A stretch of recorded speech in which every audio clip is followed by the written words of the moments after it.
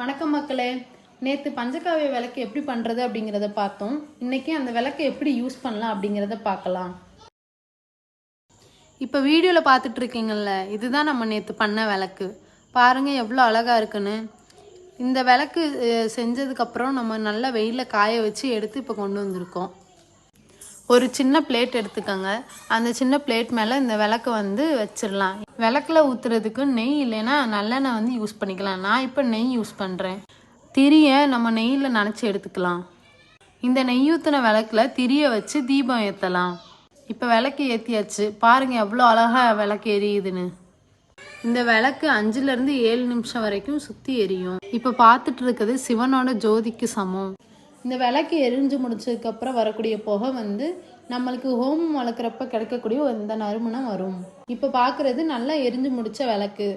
இதை நம்ம குச்சி ஏதாவது யூஸ் பண்ணி அதை உடைச்சோன்னா நம்மளுக்கு சாம்பல் துகள்கள் கிடைக்கும்.